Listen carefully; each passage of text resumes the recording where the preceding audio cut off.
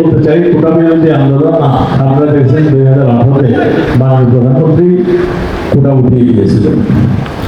তারপরে আজকে কিন্তু বিচার বিভাগ সম্প্রসারণ, বিচার বিভাগের থেকে একটা মানে বার্তা আসছে যে কোটা আবার চালু হবে। এতে সংক্ষুব্ধ হয়েছে আমাদের ছাত্ররা। তাদের যে দাবিটা ছিল, আবার প্রধান বিচারপতি কিন্তু স্পষ্টতরভাবে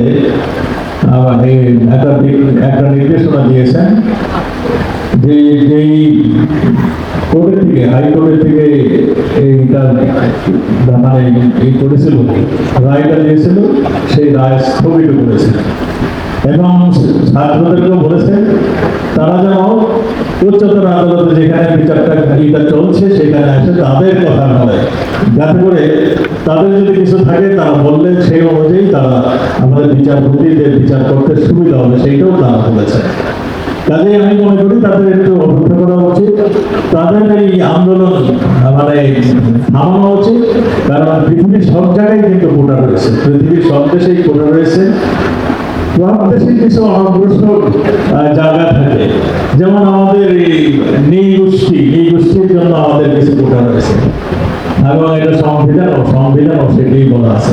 এই নৃগোষ্ঠীর কোটা যদি বন্ধ করে দেওয়া হয়, এগুলি তো এরা কোনোদিন মূল স্রোতের সঙ্গে একত্র হতে পারবে না।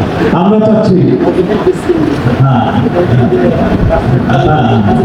জি জি জি আমরা মনে করছি যে সবাই একসঙ্গে চলে আমরা মানে কোনো জায়গায় যেন মানে অনুপস্থিত না থাকে, সবাই যেন একসঙ্গে চলতে পারে।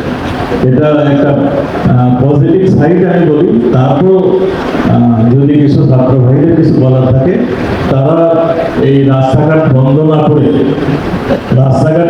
করে তারা কোর্টে এসে কোর্টের মাধ্যমে তারা যেন তাদের যে বলার সেটা বলা যায়। রাস্তাঘাট বন্ধ করলে লাভ কি হবে আমি জানি না, দুর্ভোগ বাড়বে, জনগণের দুর্ভোগ বাড়বে, যারা নাকি হসপিটালে যাচ্ছেন তাদের এই রোগীদের দুর্ভোগ বাড়বে, যেখানে যাচ্ছেন তারা বাধাপ্রাপ্ত হলে এই 5-6 ঘন্টা এখানে বসে থাকেন, তারা যে কি ধরনের অভিব্যক্তি, তারা যে কি বলেন ছাত্ররা সেগুলো শোনা উচিত। আমি মনে করি যে তারা রাস্তা অবরোধ না করে আমাদের প্রধান বিচারপতি যেভাবে বলেছেন সেইভাবে তারা যেন তাদের দাবিটা কোর্টে এসে তাদের সবকিছু যেন বলে। আমার মনে হয় আপনার